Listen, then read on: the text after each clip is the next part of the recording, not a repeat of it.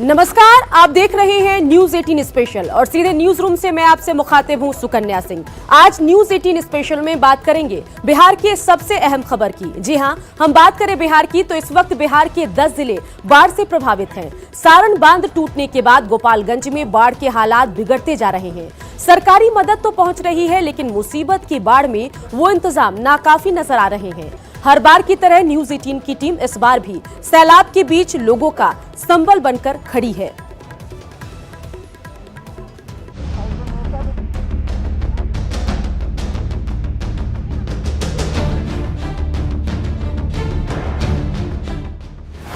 सैलाब में फंसे लोगों का शुक्रिया। आपका बहुत बहुत शुक्रिया सर। आपका बाल बच्चा बहुत सुखी रहे जो हमको मतलब डूबते हुए पानी में से आप लोग निकाल दिए। मतलब अभी भी हमारा बाल बच्चा पूरा पानी में डूब रहा है सर। सैलाबी आफत में न्यूज 18 बना संबल। जिसके आप लोगों के थ्रू बहुत अच्छा काम हुआ कि जो फंसे हुए हैं वो आ गए, एनएच पे आ गए, लोग सुरक्षित हो गए, जिससे इन लोगों का बहुत अच्छा काम लोग आप लोग किए। जमीन पर सैलाब, घर की छतों पर जिंदगी, गांव जलमग्न और लाठी के सहारे जल से जिंदगी की जंग। पानी ने लोगों को अपने ही घरों से बेगाना कर दिया है। ये तस्वीरें हैं गोपालगंज के देवापुर टोला की, जहां जहां तक देखेंगे जल सैलाब ही नजर आएगा। सरकारी मदद पहुंच तो रही है, लेकिन मुसीबत के आगे मौजूदा मदद नाकाफी है। लिहाजा सैलाब में फंसे लोगों के बीच न्यूज 18 हर बार की तरह इस बार भी संबल बनकर खड़ा हुआ। लोगों ने न्यूज 18 से मदद की अपील की, जिसके बाद ग्राउंड जीरो पर मौजूद संवाददाता अमित कुमार एनडीआरएफ के मुस्तैद जवानों के साथ देवापुर पश्चिमी टोला पहुंचे, जहां लोगों की निगाहें न्यूज 18 को ढूंढ रही थी। लगातार इस इलाके के जो लोग हैं वो जो हैं गुहार लगा रहे थे न्यूज 18 से कि जो लोग फंसे हैं उनको निकालने यहाँ पर मदद कीजिए। और उसके बाद हम लोग यहाँ पे रेस्क्यू करने के लिए निकले हैं। ये तेज धार है, देख सकते हैं कि ये कितनी तेज धार है और इस धार पे हम लोग जा रहे हैं गांव में लोगों को निकालने के लिए। क्योंकि इतनी तेज धार है कि अगर लोग खुद से निकलना भी चाहें किसी तरीके से तो वो नहीं निकल पाएंगे। और यही वजह है कि लोगों ने देवापुर पश्चिमी टोला के वार्ड नंबर 9 के लोगों ने न्यूज 18 से गुहार लगाई कि आप हमारी मदद कीजिए। तो न्यूज 18 ने अपने दायित्व का निर्वहन किया और यहाँ पे रेस्क्यू करने के लिए हम लोग चले हैं। गांव गलियां सब डूबे हुए हैं। कल तक जो पेड़ सीना ताने खड़े थे वो सैलाब के आगे सरेंडर नजर आ रहे थे। बीच गांव में पहुंचने के बाद हमने लोगों को आवाज देनी शुरू की।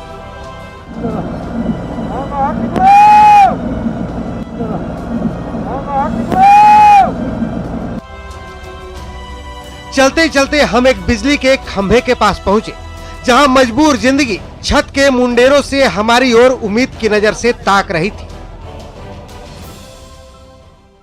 तो देखिए अब हम लोगों के घर के पास पहुंच चुके हैं। लोग जो हैं इस घर में जो हैं वो जल कैदी बने हुए थे। न्यूज 18 जो है वो एनडीआरएफ को अपने साथ लेकर के यहाँ आई है और यहाँ पे अब जो लोग हैं उन्हें निकालने के लिए यहाँ पे ऑपरेशन जो है रेस्क्यू, उसके तहत हम लोग यहाँ पहुँच चुके हैं। और अब जाकर के लोगों को उनके घरों से हम लोग निकाल करके लेकर के सुरक्षित स्थानों पर पहुँचाएंगे। काफी देर चलने के बाद हम वहाँ पहुँचे, जहां एक परिवार बैग बक्से और सामान के साथ मदद का इंतजार कर रहा था। हमने एनडीआरएफ के जवानों की मदद से लोगों को सामान के साथ नाव पर बैठाया और चल पड़े सुरक्षित जगह की ओर। देखिए ऑपरेशन रेस्क्यू जो है वो पूरा हो रहा है और यहाँ पे जो लोग हैं इन लोगों ने ही गुहार लगाई थी। क्या नाम है आपका? विजय ये बताइए कि आपने गुहार लगाया था न्यूज 18 से, यहाँ न्यूज 18 वोट लेकर के आया, आप लोगों को परिवार को सुरक्षित निकाल कर सुरक्षित जगह पे पहुँचाया। हाँ, ये तो अच्छा लग रहा है। अब मदद मिला हम लोग को, घर से बाहर चौंकाने के लिए मदद मिला। कुछ बाढ़ पीड़ितों को एनडीआरएफ के बोट से लेकर बीच मझधार से हम बाहर निकले। लोगों के चेहरे पर सैलाब से बचने का एक सुकून था और लबों पर न्यूज 18 का शुक्रिया। तो देखिए ऑपरेशन रेस्क्यू जो है वो पूरा हुआ और अब यहाँ पे जो लोग हैं वो सुरक्षित जगह पे आ चुके हैं। जो लोग हैं इन लोगों ने ही फरियाद की थी। क्या नाम है आपका? मेरा नाम पंकज कुमार सिंह हुआ। पंकज जी, आपने न्यूज 18 से गुहार लगाया था लोगों को? हाँ, हम लोगों ने किया था, जिसके आप लोगों के थ्रू बहुत अच्छा काम हुआ कि जो फंसे हुए हैं वो आ गए, NH पे आ गए, लोग सुरक्षित हो गए, जिससे इन लोगों का बहुत अच्छा काम लोग आप लोग किए। कब से ये लोग फंसे हुए थे? ये लोग 2 रोज से फंसे हुए हैं, 2 रोज से फंसे हुए हैं। अब जाकर फंसे? अब बहुत बढ़िया, मतलब निकल गए, सेफ हो गए, नहीं तो बहुत डेंजर जोन में ये लोग हैं। आप बताइए क्या नाम है? दीपक कुमार सिंह। दीपक जी, लगातार बुखार आपने लगाया। बहुत बहुत धन्यवाद कि आप लोग इतना सुविधा किए या कोशिश किए बचाने के लिए। जो भी हो, जान माल की सुरक्षा करना सब किसी का धर्म होता है। बहुत बहुत धन्यवाद आप लोग का। हाँ, मतलब 10 फुट पानी में हम लोग नीचे पड़े हुए हैं सर। जी सर, जब हम आए तो आपने बातें अपनी रखी? जी आप आए तो आपको विश्वास था कि न्यूज 18 अपनी जो है दायित्व का निर्वहन करेगा? जी, हमको विश्वास था जो मतलब आप आएंगे तो हमको सुरक्षा जरूर करेंगे, हमको जरूर निकालेंगे, पानी में से बाहर जरूर करेंगे सर। हर बार की तरह न्यूज 18 लगातार बाढ़ में फंसे लोगों के बीच मौजूद है। उनकी समस्याओं को सिस्टम तक पहुंचाने के साथ साथ उन्हें बाहर निकालने का बीड़ा भी उठा रहा है। न्यूज 18 के लिए गोपालगंज से अमित कुमार की रिपोर्ट। दरभंगा में बाढ़ का पानी लगातार बढ़ता जा रहा है। खासकर ग्रामीण इलाकों में हालत गंभीर बनी हुई है। दरभंगा के विशुनपुर के कई पंचायतों में पिछले कुछ दिनों से बाढ़ का पानी अपना तांडव दिखा रहा है। हालात ऐसे बने हैं कि लोग घरों के अंदर जलकैदी बनकर रह रहे हैं। बिजली और सरकारी मदद नदारद रहने से लोगों का जीना मुहाल हो गया है। विशुनपुर इलाके का जायजा लिया न्यूज 18 संवाददाता संजय कुमार ने।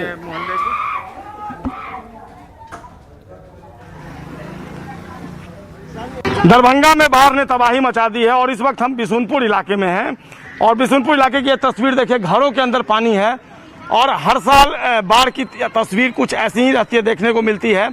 और जाहिर सी बात है, इस विभीषिका में लोगों को काफ़ी परेशानी हो रही है। एक बानगी देखिए, ये एक स्कूल है, कैमरा पर्सन मनोज दिखा पाए, ठीक इनके पीछे उत्क्रमित मध्य विद्यालय बिशुनपुर है जो 1964 में स्थापित हुआ था। और इस स्कूल की स्थिति देखकर आप अंदाज़ा लगा सकते हैं कि वाकई में बाढ़ के हालात दरभंगा में क्या बने हुए हैं।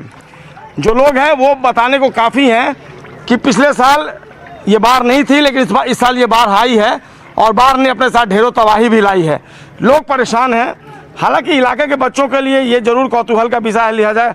भारी संख्या में लोग यहाँ पर पहुँच गए हैं, कैमरे रोल होते ही लोग पहुँच गए हैं और जाहिर सी बात है अपनी दुश्वारियाँ बताना चाहते हैं। जो लोग हैं, घर की बच्चियाँ हैं, आप तस्वीरों में देखें, वो परेशान है चूँकि घरों के अंदर पानी है और जब पानी घरों के अंदर पहुंचती है, दूर थोड़ा ऊपर से आप देख पाएँ जो लोग खड़े हैं तो कैसे लोग आ जा रहे हैं।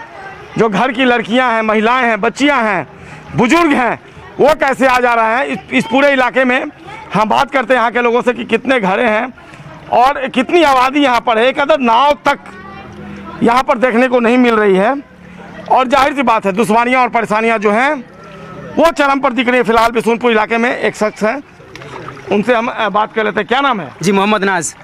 नाज, ये बताइए आपकी उम्र कितनी है? जी 20 साल के हैं जी। इस 20 साल में आपने कितनी बार ऐसी तबाही देखी है? रेगुलरली आती रहती है इधर अभी हर आपके साल। एक सज्जन से बात हो रही थी, बुजुर्ग है, वो बता पिछले साल ये बाढ़ नहीं थी? जी थोड़ा कम थी, पिछले साल से ज़्यादा यहाँ पे आ चुकी है। नाज बता रहे हैं कि हालात क्या बने हुए हैं। निश्चित तौर पर ये जो हालात हैं ये कई सवाल खड़े करते हैं। जो लोग हैं वो परेशान हैं, लेकिन अन्न का दाना घर की छतों से भी लोग देख रहे हैं और शायद इस उम्मीद के साथ कि उन्हें कुछ मिल जाए, लेकिन नाज बता रहे हैं कि इन्हें कुछ नहीं मिला है। ऐसे में पानी का अंदाजा आप लगा सकते हैं, लोग टटोल कर आगे बढ़ रहे हैं। जाहिर सी बात है ऐसे में प्रशासनिक अमला पर सवाल खड़ा होना लाजमी है और अगर प्रशासनिक अधिकारी ये सवाल देख रहे होंगे, ये अगर तस्वीर देख रहे होंगे, ये सवाल इनसे जो ये कर रहे हैं उन ऐसे लोगों से जो इसके लिए जिम्मेवार हैं, जो कुछ कर सकते हैं, तो निश्चित तौर पर वो अगर अमल करें तो शायद इनकी दुश्वारियाँ थोड़ी कम हो जाएं। कैमरा पर्सन मनोज के साथ संजय कुमार, न्यूज 18 बिशुनपुर दरभंगा। तो रिपोर्ट हमारे संवाददाता की आपने देखी। परेशानी हर जगह है और बिहार में 10 जिले बाढ़ से प्रभावित हैं। मतलब बिहार का 1/4 हिस्सा पानी में डूब चुका है। आइए जानते हैं बाढ़ से कितने लोग प्रभावित हैं और बाढ़ पीड़ितों के लिए क्या क्या सरकारी इंतजाम किए जा रहे हैं। तो चलिए आपको दिखाते हैं आंकड़े। बिहार में बाढ़ से 10 जिले प्रभावित हो चुके हैं। 10 जिलों के 577 पंचायत पूरी तरह से प्रभावित हैं और तकरीबन 10,60,000 से ज्यादा की आबादी बाढ़ से प्रभावित है। अभी तक बाढ़ से 7 लोगों की मौत भी हो चुकी है। 28 राहत शिविर चलाए जा रहे हैं और सबसे ज्यादा 9 राहत शिविर गोपालगंज में हैं। करीब 16,000 लोग राहत शिविर में शरण लिए हुए हैं। बिहार भर में 422 सामुदायिक रसोई चलाई जा रही है। सरकारी रसोई में 1.5 लाख से ज्यादा लोगों के खाने पीने की व्यवस्था है। बचाव के लिए एनडीआरएफ की 15 टीमों को तैनात किया गया है और एसडीआरएफ की 7 टीमें बाढ़ प्रभावित इलाकों में तैनात है। तो आंकड़े आपने देखे, बाढ़ की स्थिति क्या कुछ है और इंतजामात सरकारी क्या कुछ है। इसके अलावा आपको बताएं कि एक तरफ तो उत्तर बिहार में कोसी और गंडक नदी तबाही मचाई हुई है, वहीं दक्षिण बिहार में गंगा और पुनपुन नदी डरा रही है। गंगा नदी का जलस्तर लगातार बढ़ता जा रहा है। ऐसे में जिला प्रशासन की तरफ से मुस्तैदी दिखाई जा रही है। जगह जगह पर रेत की बोरियां रखी जा रही है जिससे घाट को संभाला जा सके। हालांकि निचला इलाका पानी में डूबा हुआ है। पटना का जो दूसरा छोर है, हल्दी, छपरा, दियारा पूरी तरह से बाढ़ की आगोश में है। न्यूज 18 संवाददाता ब्रिजम पांडे ने स्थिति का जायजा लिया। उत्तर बिहार में कोसी और गंडक नदी से बाढ़ की त्रासदी आई हुई है, तो दक्षिण बिहार में गंगा और पुनपुन नदी अपने रौद्र रूप में है। लगातार पानी बढ़ने का ट्रेंड है। जो निचला इलाका है वहाँ प्रशासन ने रेत की बोरियां रखनी शुरू कर दी है। हम अभी मौजूद हैं पटना के गंगा घाट पर और आप देखिए किस तरह से रेत की बोरियां रखी जा रही हैं। पिछले 3 दिन से लगातार गंगा का जल स्तर बढ़ता जा रहा है। खतरे के निशान पर है गंगा का जल स्तर। और देखिए जो रेत की बोरियां पहले से रखी हुई हैं वो डूबती हुई नज़र आ रही हैं और जो अगली रेत की बोरियां हैं वो भी वहाँ भी पानी छूने लगा है। तो ऐसे हालात में प्रशासन पूरी तरह से मुस्तैद है। लगातार जो पटना के डीएम हैं वो ये कह रहे हैं कि इस पर निगाह प्रशासन की बनी हुई है कि जो खतरे का निशान है दोनों नदियों का, उस पर वो जैसे ही यदि छूता है, नदियां छूती हैं तो वहाँ तुरंत राहत कार्य चलाया जाएगा, तुरंत उस घाट को मरम्मत किया जाएगा। आपको बता दें कि इस तरह से घाटों को बांधा जाता है ताकि जो घाट टूटते हैं उसे बचाया जा सके। रेत की बोरियां लगाकर घाटों को बांधने का काम जिला प्रशासन की तरफ से किया जा रहा है। राहत जो दूसरा इलाका है पटना का जो दूसरा इलाका है छपरा दियारा जो कहा जाता है, हल्दी छपरा का इलाका जो कहा जाता है, वहाँ बाढ़ की स्थिति है। ये गंगा का पानी ही चारों तरफ फैला हुआ है। मैं अपने कैमरा पर्सन से कहूँगा कि वो दिखाएं कि वो दूसरा इलाका है। हल्दी छपरा जो है वो पटना का ही एक भाग है जो दीघा विधानसभा क्षेत्र में आता है। वहाँ पूरी तरह से बाढ़ का नज़ारा है। लेकिन जैसे ही पानी और बढ़ेगा वो ये पानी पटना शहर में भी घुसना शुरू हो जाएगा। जिला प्रशासन पूरी तरह से मुस्तैदी की बात कह रहा है। कैमसन राजेश के साथ ब्रिजम पांडे, न्यूज 18 पटना। तो बिल्कुल पटना ग्राउंड जीरो से हमारे संवाददाता की आपने रिपोर्ट देखी और इन सब के बीच आपको बता दें कि न्यूज 18 की जिम्मेदारी का दायरा सिर्फ खबर दिखाने तक सीमित नहीं है। जहां लगता है कि हमारी किसी पहल से किसी की जान बचाई जा सकती है, कहीं तक राहत पहुंचाई जा सकती है, तो उस पहल को भी आगे बढ़ाने में हम पीछे नहीं हटते। चलिए बढ़ते आगे, रुक करते अगली खबर का, जहां सीमांचल का कोसी तबाही के लिए माना जाता है, लेकिन अब कोसी वासियों को वरदान मिलने जा रहा है। कोसी नदी के ऊपर रेलवे पुल बनकर तैयार है। माना जा रहा है कि पीएम मोदी कोसी पर बने अटल सेतु का उद्घाटन कर सकते हैं। सुपौल में मौजूद अटल सेतु का जायजा लिया। जी हां, अटल सेतु का जायजा लिया संवाददाता रवि एस नारायण ने। कोसी अटल सेतु के सौगात कोसी वासियों को मिलने जा रहा है और ये सौगात कोसी में रहने वाले लोगों के लिए सबसे बड़ी सौगात है। आपको दिखाते हैं उस कोसी की एक तस्वीर, उस पुल की जो कोसी वासियों के लिए सबसे बड़ी सौगात है, और बताते हैं कि ये सबसे बड़ी सौगात आखिर क्यों है। ये देखिए, ये निर्माण हुआ है कोसी के ठीक ऊपर लगभग 2 किलोमीटर लंबा यह अटल कोसी सेतु है और इस सेतु के निर्माण से यहाँ निर्मली से लेकर के सरायगढ़ भपटियाही तक जाना जो रास्ता है वो आसान हो जाएगा। आपको बता दूं कि इससे पहले इस कोसी के पुल के नहीं रहने के कारण जो है निर्मली से अगर आपको सुपौल भपटियाही तक जाना होता था तो यहाँ से फिर सहरसा हो, दरभंगा हो, समस्तीपुर हो, तमाम घूमते हुए ट्रेन लगभग 298 किलोमीटर चलती थी और 298 किलोमीटर चलने के बाद यहाँ सुपौल तक पहुँचा जाता था। लेकिन इस बार इसका उद्घाटन होने जा रहा है और इसके उद्घाटन होने के बाद इसकी जो दूरी है वो सिर्फ 22 किलोमीटर रह जाएगी। जरा सोचिए कि ये कितनी बड़ी सौगात कोसी वासियों के लिए मिलेगा, जिसका शिलान्यास जो है वो तत्कालिक प्रधानमंत्री अटल बिहारी वाजपेयी जी ने किया था और इसका जो उद्घाटन है वो वर्तमान के प्रधानमंत्री जो हैं नरेंद्र मोदी करेंगे। यहाँ पे कोसी में रहने वाले लोगों से जानते हैं ये कोसी करने से कितना आप लोगों को फायदा है। बहुत फायदा हुआ है, इसलिए फायदा हुआ है कि हम लोग जानकी सुबह सुबह निर्मली बैठते थे ना 7 बजे शाम में, तो सुबह 7 बजे में हम लोग वहाँ सहरसा पहुँचते थे। इससे 15 मिनट आधा घंटा हम लोग सुपौल जाने में लगेगा। हम लोग का बहुत सुविधा हुआ है। शाम को बैठते थे और अगले सुबह 12 घंटा लगते थे। 12 घंटे लगते थे, पूरा घूम कर जाते थे। और कभी इधर से जाते थे 9 से तो एक दिन में वापस नहीं आते थे हम लोग। इससे पहले जो आप लोग रह रहे थे, ये सेतु का निर्माण नहीं हुआ था, तो कैसे जाते थे, कितनी मुश्किल थी? यहाँ पे हम लोगों को बाजार जाने के लिए बहुत परेशानी थे। जब जाना होता बाजार तो हम लोगों को कम से कम 2 दिन का खाना पीना लेके जाना पड़ता था। पानी नहीं रहता था तो भर दिन लग जाता था। सुबह निकलते तो शाम को वापस आते थे, और बार आते थे तो 3 रोज 4 रोज जाते थे बाजार जाने में, कोई काम करने में लाने में। हम लोगों को प्लान बनाने 10 दिन प्लान बनाने पड़ता था, जो हम लोग बाजार जाएंगे, कोई सामान लाएंगे, करेंगे। बहुत पहले लगभग 298 किलोमीटर की दूरी तय करनी होती थी, अब सिर्फ 22 किलोमीटर यानी आधे घंटे में ये सफर तय हो पाएगा। कैमरा पर्सन दीपक के साथ रवि एस नारायण, न्यूज 18 सुपौल। तो आपको बता दें कि कोसी महासेतु का शिलान्यास तत्कालीन पीएम अटल बिहारी वाजपेयी ने किया था। तब से लेकर आज तक ये पुल बन रहा है। 17 सालों में ये पुल बनकर तैयार हुआ है। पुल के बारे में कुछ अहम बात जानना जरूरी है। 6 जून 2003 को कोसी महासेतु का शिलान्यास हुआ था। उत्तर भारत को पूर्वोत्तर से जोड़ने का सबसे छोटा रास्ता होगा। पूर्वोत्तर तक पहुंचना इसके बाद बेहद आसान हो जाएगा। आधे घंटे में सुपौल शहर पहुंचा जा सकेगा। निर्मली से सरायगढ़ का रास्ता आधे घंटे में तय होगा। निर्मली समेत लाखों लोग जिला मुख्यालय से जुड़ेंगे। माल ढुलाई का वैकल्पिक रास्ता तैयार होगा। रोजगार के नए रास्ते खुलेंगे। ग्रामीण इलाकों के लोगों को नया बाजार मिलेगा। किसान अपने सामान को सुपौल के बाजार में बेच सकेंगे। तो इस पुल के क्या कुछ फायदे हैं वो आपने देखा। साथ ही आपको बताएं कि उत्तर बिहार और दक्षिण बिहार को जोड़ने वाला गांधी सेतु पुल का नया अवतार अब आपके सामने आने वाला है। 1980 में बने महात्मा गांधी सेतु पुल की हालत 30 वर्षों में काफी खराब हो चुकी है।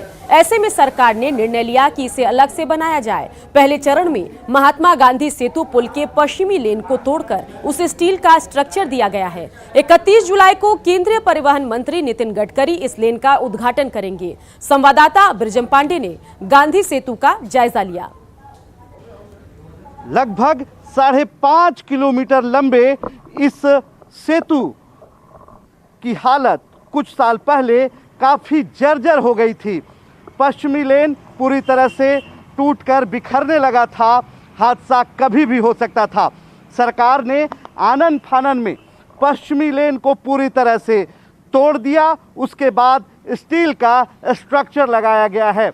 नीचे के जो 46 पाए हैं वो पुराने हैं, लेकिन ऊपर का जो पूरा सुपर स्ट्रक्चर है उसको तोड़कर स्टील का स्ट्रक्चर लगाया गया है। और नया अवतार महात्मा गांधी सेतु का ये होगा कि पूरी तरह से दोनों तरफ से ये पैक होगा। उसके बाद अंदर से गाड़ियां आ जा सकेंगी। आपको बता दें कि 5.5 किलोमीटर लंबे इस पुल का गौरव ये है कि ये कभी उत्तर बिहार और दक्षिण बिहार को जोड़ने का भी गौरव हासिल करता था।